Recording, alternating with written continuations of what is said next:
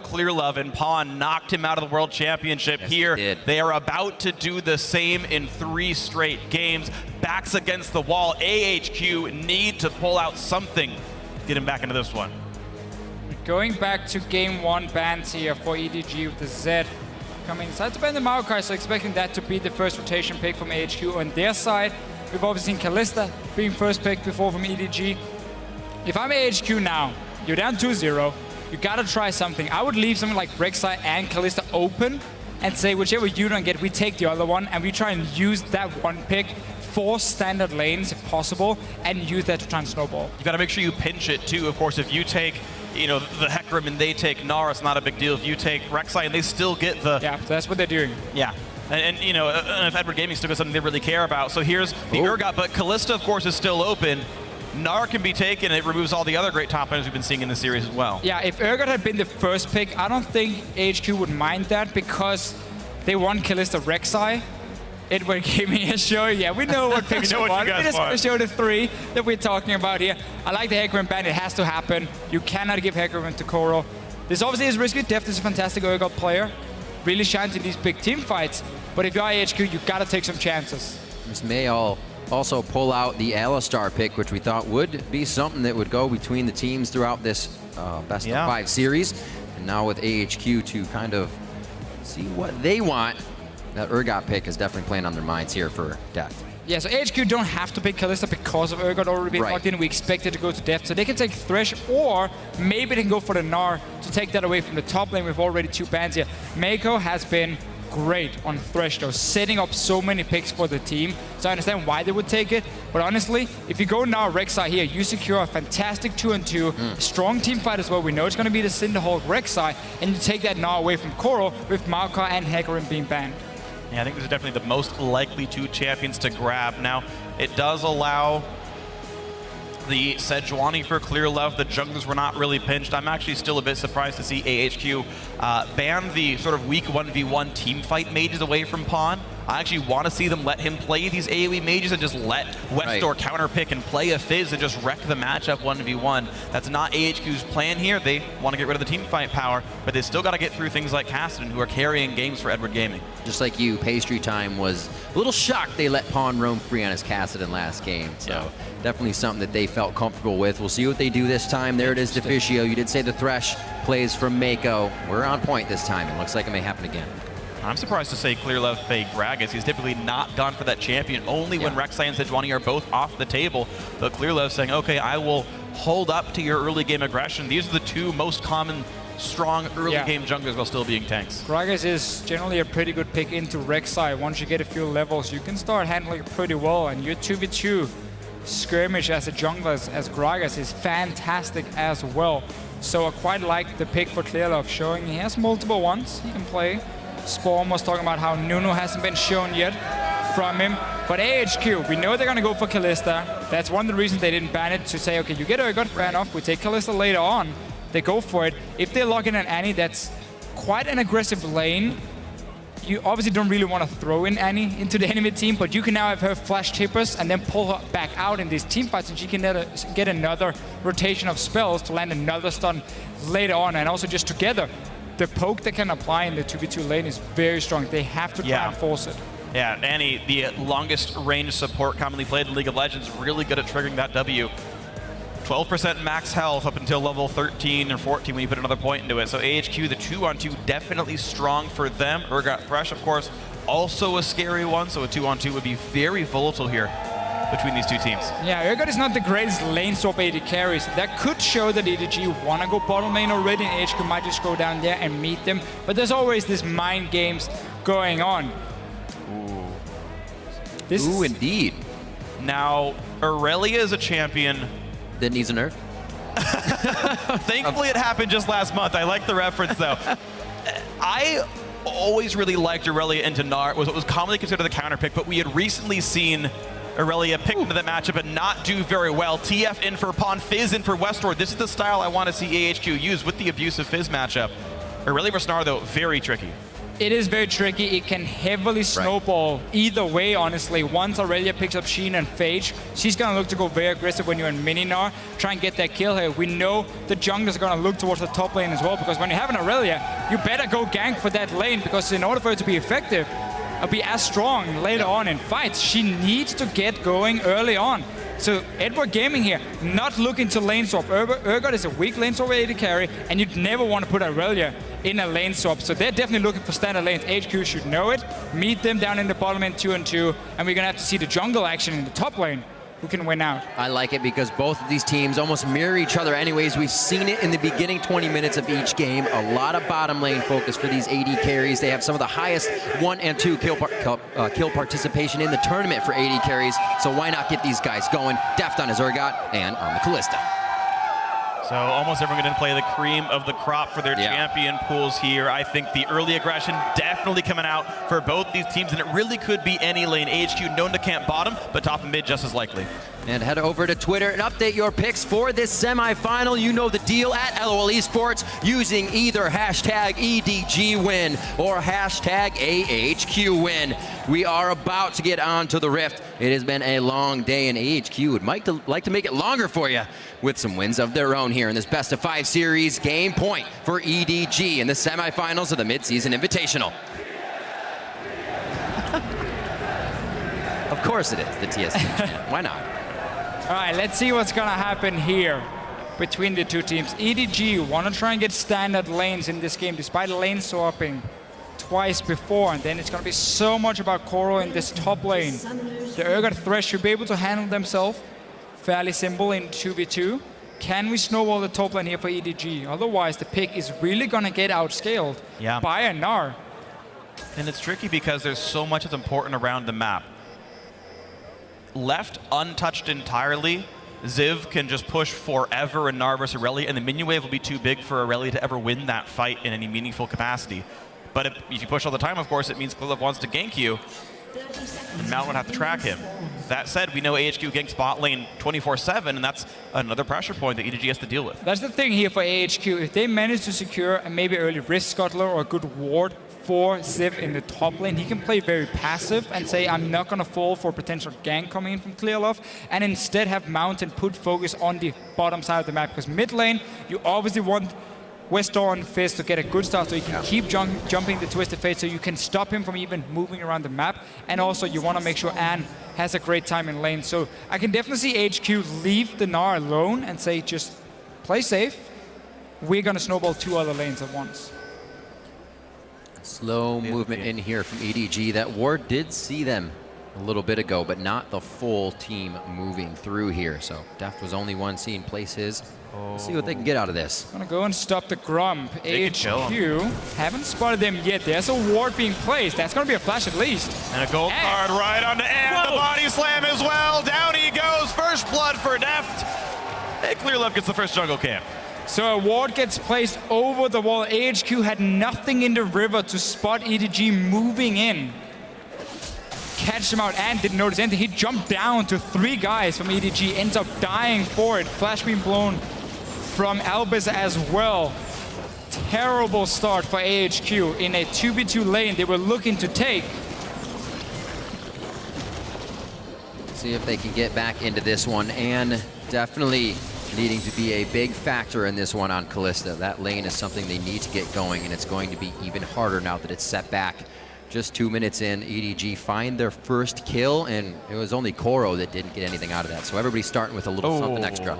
And Anne missed the ward over the wall as well. It's a hard one to screw up, but Anne, unfortunately, face plants a ward as well. Albus now forced to, he does have a ward. The safe ward. So we'll get one of the wards down. This one is not going to cover anything though if Clearlove decides to walk from the tri-bush. Obviously EDG didn't see the ward being placed, I believe, just outside the vision of the Rift Scuttler. So they don't know it's right there. But if Clearlove does walk down to the bottom lane, he has to walk through the river to get spotted. And again, there's an Annie with no flash. That's a very easy gank for Clearlove to pull off. Right now EDG is pushing it in though, Mountain. We talked about this early start he can do where he takes a Rift Scuttler on the top side to allow the Gnar also to play aggressive. Because in the start, before Aurelia gets items, Gnar can really push her down, get some good trading with her, but it requires him to stay safe in terms of warding. But speaking of staying safe, Mountain is taking this blue buff on top of a ward, realizes that Pawn has come to stop this, and Mountain has got to be real careful because Clear Love is there as well. There's the Wolf Spirit spotting them all out. What a great smite on that. Saved his life coming in from Pawn there, and it looks like he doesn't get too much after that, but Mountain's able to do a little bit of harass inside the jungle of EDG. Mountain really want to look for some of these early ganks. The problem is 2 of his lanes, the soul laners, are pushed down to the tower, and the bottom lane one you know is warded up by EDG. So going for that gank can be fairly risky. Going to pull off. He's moving down though. He knows Gragas is top lane. This is a guaranteed 3v2. He wasn't spotted because he went through the mid here, so he's behind the bottom lane of EDG. Only, and he's missing Flash, otherwise all summoners are up. Here in comes Mountain. Deft is low on mana. Mako flashes. Oh, what a knock-up onto Deft! The man's got Flash, and out he goes. Procs the W. Mako does not have any summoners left either. Rend is still on, and not going to get much more than that, but a lot of damage dealt in the bot lane. And just a very good route here from Mountain through the mid lane, expecting the river wards from EDG. And of course, waiting for Lantern. Getting that nug up, such a beautiful play. 2 summoners down suddenly, AHQ pushing the lane in. Falling behind the CS though. Clear Love is top right now, and you do have a pushed up Ziv waiting for that Gnar bar to go down. He starts to make a move. Minions will see him out early. This might be a bounce over the head here. Which way is Ziv gonna go? It looks like he wants to take the dangerous road, and he already took aggro from a hit onto Koro, just in range of the turret. And you know this is gonna happen when you play Aurelia into Gnar. You know EDG is gonna try and gank for him. We see Mountain try and do the same on the other side of the map. Rinse and repeat, those flashes are down. It could be a good chance here, as long as Mako doesn't make it too far for that Lantern on Deft. EDG is going to push it out here. The wave is pushing quite heavily in favor of AHQ. Clear Love's heading over. There's only so much time AHQ has before Clear Love can counter gank this, and if Mountain isn't burrowed, he won't know that Clear Love is coming. That push on top lane as well. Koro actually seems to be freezing it, so he may stay up there. No teleport for him unless it really does get too messy here in the bottom lane. Mountain has left so far, and it may be now for Clear Love. Right. Still no flash in the bottom lane for Albus in case anything happens. Trading in the mid lane. Westor and Mountain are near here. He's spotted, but he's going in anyway. Shark hits. Pawn does not have any summoners left. He pops Ghost to run a bit faster. The summonerless TF will get out. Westor takes a big chunk of health, but AHQ knows exactly where Clear Love is. Clear Love knows where Mountain is. Junglers are spotted. No easy aggression here. Yeah, just Clear Love trying to walk around, see if he can protect his lanes. He went straight to the bottom lane after basing, knowing there was a high chance of Mountain being there. Just a great read from him. AHQ will spot him with this ward here. Gonna have to go for a tower dive, and now you can see Mountain coming down this time for the counter gank. So both junglers really trying to follow each other around. And Westor's coming too. Game 3 just as aggressive as the rest, just not as many kills have been racked up by now, and once again EDG is actually going to call this one off. May have taken a bit too long to set up, so they'll stay away for now. Good push here from Deft and Mako. Guess it doesn't need to be pushed anymore. What a gank that could have been for them.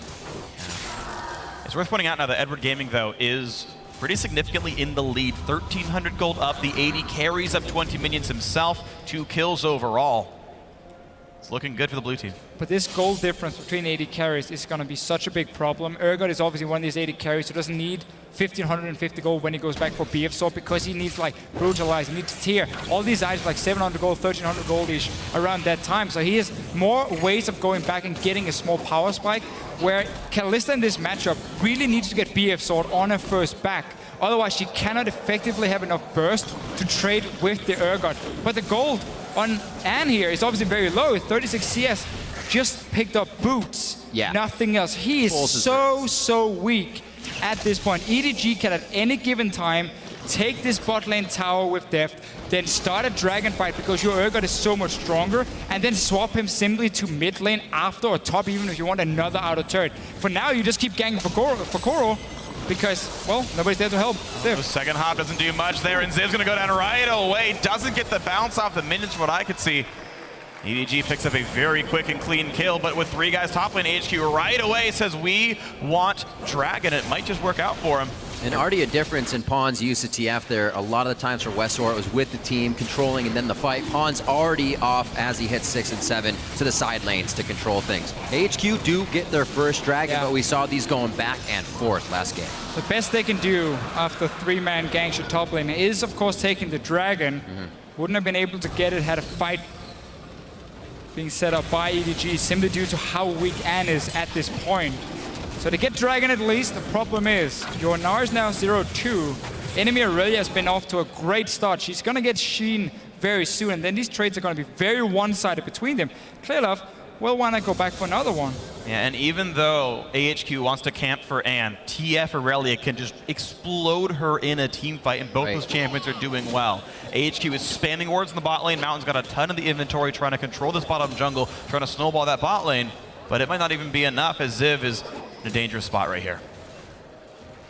Not getting any easier for AHQ. You're just talking about ways to lock down Callista. They've got it. Ways to keep locking down Ziv. He's a bit slipperier, if you will. Words are hard. It's a slippery word. Yeah, but they do keep control in that top lane. 9.5 minutes in. Pawn with his little bit of roam, making sure everything is safe around the map here to clean up the wave accordingly. That Chalice up right now on Westor. Yeah, but with Clearlove showing top lane and not getting anything, it opens up for Mountain to go for gang in the bottom lane. They might try and go for a dive here. They have ward down for teleport. TP comes in as well. Mountain gets the knock-up one more time on a death. Flash stun will land on Urgot. Counter TP in from Aurelia, but in comes Westor. Looks for Mako. Giant 2-man Gnarl gets 1. It's going to get 2. There's the 2 kills picked up. So we keep talking about how AHQ can just say we don't want to try and fight top lane because we know you're going to camp it. Instead, we try and snowball the other lanes. 5 members in the bottom lane. TP used, got the 2 kills, will get the tower as well from Anne here. So very important that AHQ start getting some gold for this AD carry. Well, using this time accordingly as well when they were in EDG's jungle. Very deep wards placed as well so they can react, rinse, and repeat if they want to towards that bottom lane with a lot more safety.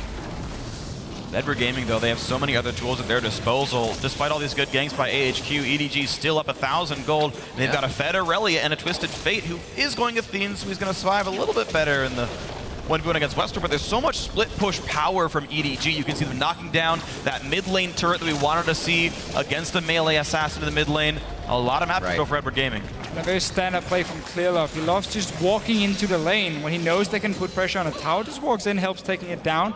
Has to disengage from Gragas as well. So yeah, Fizz not able to defend if you're already standing there pushing the tower. Can't really E into the minion waves and then being caught. And I mean, why not just go kill the Gnar again? There may be a lot of wards on the bottom side of the map, but that is not where EDG is right now. The Destiny onto Ziv one time after the other. They keep going back. Koro tanks out one more shot. He'll be all right with 200 HP. And there's no push that can really come from AHQ here. They weren't ready for anything. Not going to be able to act on anything. Another turret for EDG. They went from mid to top and get a kill with it. Yeah, get everything they want at this point here. Wouldn't even care if they lost the bottom tower with all the gold they're getting on the top side. But Anne is still so weak that on his own, he's not able to get close to this tower. Deft is a lot stronger, so they're going to need to invest more members on the bottom side. But remember, they used teleport before. Westor had to roam down. Now he lost his mid tower, so EDG can even start warding in the lane and spot where the Fizz is moving around the mid-hill mountain, though. He's looking for that one gank. Once again, can he knock up? Yep. Oh, one time. Again, he does it. Twice for Mountain. He could be going down, though, a little too close to the turret. Daft is bleeding. He gets hit up as well just at the end by Albus. And it looks like they throw him to safety. Oh! He may be able to take out Anne as well. Transcendent Blades wears off, or Transcendent Blades, I should say, as they're on Anne. It's still a triple kill as Mako comes in with a follow-up hook. He already had Trinity Force at 12 minutes in, gets the reset off the enemy support. And Koro is putting his carry pants on in this game. He got some pressure from Clearlove, and it's working out beautifully. EDG simply just managed to use every gank in the top lane to feed Koro so much, and every time AHQ try down here, it just seems to go wrong. They got the 2 kills before, but that's been it from them. Anne has been very far behind. Koro returns just running straight from base. We're 12 minutes in. Triple kill, 5-0. I think we've all tried playing AD carry against a Fed Aurelia. It's not very fun. Yeah. Actually, Koro denied his own reset with his ultimate. He actually couldn't dash back into Callista there because the ulti did too much damage. I rarely see that happen, but it did here, though. Koro Gonna make life miserable. Imagine facing a 5-kill Aurelia as Gnar. She's got boots, almost Merc Treads now as well. Oh man, Koro can do whatever he wants. EDG has just become more confident in their engagements each game. A very leveled game to game 2 where they exploded a little bit past 20 minutes, and now right out of the gate, 7-3. That 4,000 gold lead, and Koro, he could probably 2v2 or 2v1 this situation without too much of a problem. Getting thrown back into the wall. He does get assistance from Clear Love. Oh! Albus coming from the side though. He flashes just out of range. Albus has no help to give in this fight, and a double kill as Clear Love is there just in time. EDG just knowing exactly what AHQ wants to do, and they're here. They're already so far ahead. If you look at just some of the members with the items, Westor, we got a bot lane tower for his team. And he's the one player doing well on this one, but it seems like he just can't have enough impact on this game, and he can't get kills faster than Koro is, certainly. And Anne as well, forced to just rush Hurricane, add some wave clear. We have the Fizz mid lane, so you need something to defend your towers. You know EDG has so many ways of pushing them down. Twisted Fate as well does so much damage to his towers. Albus, yeah. Well, that happened. That's going to happen again and again, by the way, because this jungle is going to be warded up by EDG. Let's see what Westor can do. He's on a ward. Oh, might be lunchtime. Gets Chum the Waters out onto Pawn. He will be able to get that follow-up damage. Trickster does not hit. Koro to come in now. Another 2v1 situation. He is loving it with his back against the wall here. That is how he is thriving in this game, and the team is always just steps away. Gate comes in. Not even going to need it. Troll a lull to Pawn. Whatever, take the kill either way. Def's going to feel good about that one. 2-2-2. Looking all right for this one, 12-3, and Dragon #1 now on the plate. EDG happy to chop this one up quickly. Have it for the second course. Very far in the lead now. And the 1-3-1 setup we're going to see from EDG now is just going to allow them to push every single lane down and still look for picks by just having Aurelia and Twisted Fate move from the lanes into the mid lane if HQ tries anything. Early distortion on Twisted Fate as well. You have double mobility summoner and ghost and flash, so it's a very gold efficient upgrade, and also really helps if you're sitting in these side lanes where you might have to escape from a potential 3-man gank. That's going to happen. Then you just buy time, wait for EDG to take something elsewhere. And Freaky, we were talking a little bit earlier. These games are crazy. They do just keep fighting, but once a team gets a hold, it's kind of a calculated crazy. Yeah, I mean, Edward Gaming have such big leads, and props to them. Really have to celebrate how well they are using these advantages. Koro didn't even have teleport, but he walked down to bottom lane off a recall, being like, there's probably a fight down here. I've got a 200 force, picked up a triple kill for it. Pawn constantly destining in and picking people off. Right. Very great play by Edward Gaming. It's just very good understanding of how HQ wants to play. You know if they're not investing time top lane trying to defend the Gnar, that they have to make ganks in the bottom lane. So every time there's a fight in the top side, EDG recalls and then walks straight down to bottom lane knowing, okay, Mountain is going to be nearby, he's going to go in for something, and we're going to try and counter gank it. Clearlove did it, Koro has done it. He has 6 kills, he has 5 assists. The noob has missed 1 kill. Up that kill participation, please. The flash in from Albus. Bit of a miss there. That engagement is now down for AHQ as they kind of stretch themselves thin for this one, and it may not work out in the end. Def from over the wall, able to pick up a kill with the assist to 3 here, and AHQ again, for their troubles, are turned back to their base. Man, Edward Gaming just getting everything going their way, and poor AHQ can't catch a break. The flash tippers dodged away. Now mid lane getting sieged. EDG have so many long-range tools, and even the threat of a dive as well. 17 minutes in, mid lane tier 2 just getting destroyed. Koro into the back line already. Where else would he be? He gets lantern back up, but Westor is a fish on a hook, and down he goes. Koro, when is godlike, walks away safely, and down goes the turret. EDG are just so far ahead that every single time they walk forward, they know they can win a fight. And honestly, for HQ, I mean, you don't have to wait there to sit and like stall the game. You have to just try and create some picks. You have to hope that EDG goes a little bit too aggressive, and you then catch them out and get a kill on your carry. The Fizz or the Kalista really needs them. When you just sit on a Hurricane for Anne, I mean, he has close to no damage at this point. He can't defend himself either against the Aurelia. So engage again. EDG just saying, we can just go in, we have the CC, we have the items, even land to pull Koro back out, get the kill, get the tower. And great CC stacking as well. You know, Fizz, one of the most slippery champions, and he is doing that 20 CDR build just his last game. doing what he can to get away from stuff, but hook into flay into body slam into absolutely dead. Props to EDG for even in these small fights playing them exactly right mechanically. Yeah, especially with Gragas Barrel as well, the chaotic fights. We've heard EDG talk about their mechanics, and things like that do not phase them. They still know the target to focus on. The Gragas Barrel is just something that creates the chaos that they thrive in the fights, and it works out perfectly for them. And we haven't seen Clear Love on Gragas that much. It's just something they're attuned to. Yeah, it's also, again, when you are a jungler in this current meta, and there are like these really top-tier picks, you have to be able to play them in case things like Rek'Sai gets picked away. And obviously for Clear Love, he's been around for long enough. I mean, the guy has won, I don't know how many titles by now. Picking up a Gragas should be fair enough. But honestly, this has just been a team effort from EDG as well. It's not just Koro winning the game on his own. It's the team really just feeding him every single kill in the top lane and then trying to play safe on the bottom lane and use that to really get a big lead. And we're 19 minutes and he has 7 kills. Well, there's so many carries on this team, right? I remember Crumbs on the desk was just saying, you know, sometimes not Pawn anymore, it's Deft. Well, there's still Koro in the top lane who brings out these picks. We still remember the Hecarim pick against AHQ 11-0-9, and now the Aurelia 7-0-5. It's good to see Edward Gaming so well-rounded, honestly. This lineup is very scary. It's the one that dominated China for so long in this split. It was a pretty close run during the playoffs, but looks like EDG in about as good a form as they have been in the last few months. And if the game continues going this way, they would be heading into the finals on a 9,000 gold lead so far in this Game 3, just crossing 20 minutes in as Baron comes in. That's usually the go signal for Edward Gaming to win the game off a buff like that. Yeah, we know that's going to be an option. Keep the Twisted Fate with the ulti on the bottom side just to push every single lane. Basically, you're just trying to shove AHQ into a corner. You just make the minimap even smaller for them so they can barely move outside the base without risking being jumped on by EDG, because they can't really win the fights in the side lanes. Koro is going to jump every single time he has the chance, and you cannot trade back with him. And then EDG now simply has to start warding up the jungle of AHQ, especially on the top side, so you have that Baron pressure. So you put a ping on the Baron, then you put a few wards in the jungle, you clear out these pings that HQ has around the red buff, and you simply make it impossible for them to ever walk in, because then they have to face check potentially 3-4 members and a Twisted Fate coming down as well. So that's the game plan for Edward Gaming. Strength control over Baron, take the buff for the next, I'm gonna guess 1 minute it's gonna die.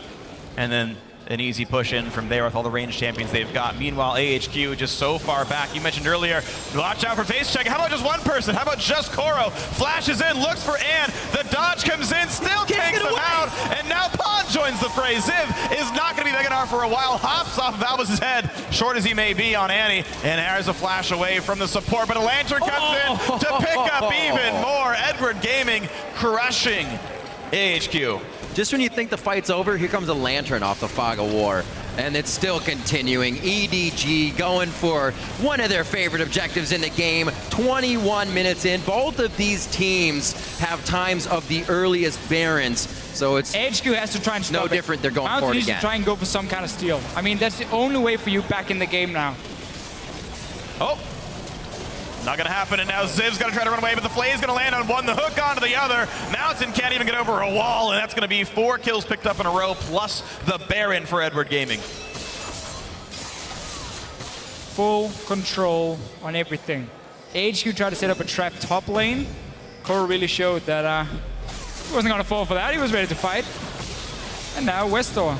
Really hard for AHQ to fight back at all at this point. You can see Ann is pretty much throwing pebbles at people with that hurricane pickaxe. Man. He gets grabbed in. He won't be throwing too much. Sticks and stones go at him from the side of EDG, and he goes down. It is now going to be the inhibitor turret, 22.5 minutes in. The Dragon is alive if they want to go and get that on the way out, but it looks like they should be able to grab the inhib as well. Koro wants more. And maybe they'll even just grab Albus on top of this one. Down goes the Annie, legendary Koro, 9-0-6. Now he's missed out on 5 kills for the team, so, you know, more noobness as the game goes on, but Dragon's up, they want it. Seriously, 5 is a lot to miss for a single target champion. They're only at a kill a minute here. I don't know what's going on. More aggression, please, Edward Gaming. You're not winning the game fast enough, but they are certainly dominating here in Game 3, making a statement. Pawn gonna knock down one more turret as the 6th has fallen. An easy Dragon on the way back out. Edward Gaming getting better and better as these games go on. At 2 to 3 to 5,000 difference for those top laners right now. Such a disparity between these two as EDG seem to completely level up throughout the series. So much faster. AHQ had quite a showing here at MSI, really representing the LMS and the Taiwanese region so well. Beating out Fnatic, beating out Team Solo Med, had a great game against SK Telecom, really pulled them to late game. Absolutely. Before Easyuna and Azir could win the game for them. But EDG has just been, honestly, a level above if you look at the big picture. In terms of the lane swapping control, seems to be bigger champion pools as well, more options on how you want to play out the game. And while AHQ tried to match them in terms of team fighting, one mistake would basically be enough to swing it in favor of EDG, and that's what has happened in the last few games. This one has just been such a one-sided affair. Very predictable game plan for EDG, but just so little you could do against it. In all of AHQ's games, they seem to stay quite level, but it's never enough to push them to getting an advantage. They're only able to stay with the team they're against, and then you see EDG take over, you see SKT take over in the end there. Yeah, Edward Gaming playing fairly tempered right now, happy to push all the waves in for now. Baron buff about to be timing out the next few seconds, but 4 members staying top, making sure they are grouped together. Now Pawn cannot join them, he destined to the bot lane. It's a 5v4 opportunity for AHQ once they get Westdoor in, but even that might not be enough to win the fight. Mountain in, pretty slow on this one, kind of telegraphed as he came over the wall. EDG is able to set up here. Mountain goes down to about a third of his HP. Koro just able to force out Westdoor here. And hey, Pawn's having some pretty good time here in the bottom lane with this turret. AHQ is going to have to react, but they'll just lose even more. Right onto Ann. The point stun for him, but he's able to start dashing around. Ziv doing what he can. Fate's call. Albus will not go back into the fight. They need as many members possible here as they defend the base. AHQ could not even win a 4 versus 5. You saw Koro by himself zone out Westdoor's Fizz. Pawn just soloed the bottom lane inhibitor turret and nearly the inhibitor itself as well. They are running out of options here on the red side. Top lane inhib getting focused now as well. EDG keeping 4 guys up here. The fight now between Pawn and Westdoor. Playful Trickster gonna dodge away. Gold card on the backside, but Pawn's losing a lot of health. Oh, the potion chug right at the end, pretty much keeping him alive, even though the grievous wounds knocking it down. Westdoor doesn't look like he wants to give up pursuit just yet. Looks like Pawn may try to outplay him by just hanging tight, or may try to keep Westdoor from backing here now that he starts to re-engage. Looks like he'll have his control on the wave with now Destiny up. Floating back to his team. Uh-oh. Just going, oh, he's in here, guys, by the way. He just wants to go home. All right, let's all chase Westdoor. Who gets the kill? No, he's gonna get out. Oh. Oh, that recall though. Hi, it's Mako. All right. Buying some time. Darn, I was wrong. Buying some time. time. Good. That kill did go to Koro. He's keeping up. Still only down 5. Gonna keep that KP stat as high as he possibly can on Aurelia, but 2 inhibs down, and just getting a bunch of farm, trying to just clear out some of these minion waves, trying to run away. Koro over the wall, just fearless now for Edward Gaming. A great hook catches Mountain. Rek'Sai in a really bad way here. In comes the rest of the team through the lanterns.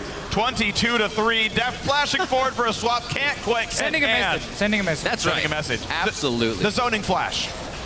The zoning flash. I like it.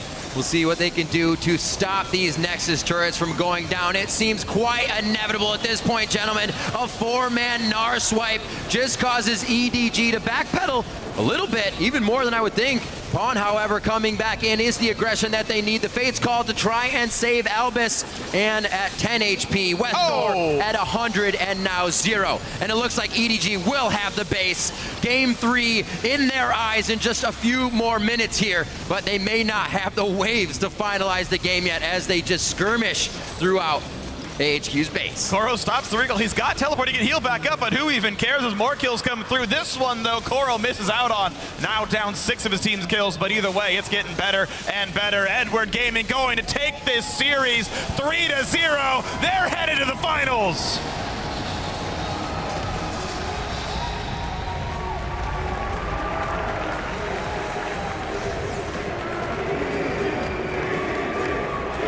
very well played matchup by Edward Gaming. Both teams coming out firing in that first game. We saw it go to about 15-15, and the final fight brought out 27-17. Yeah. And EDG used that momentum throughout every game following to crush AHQ.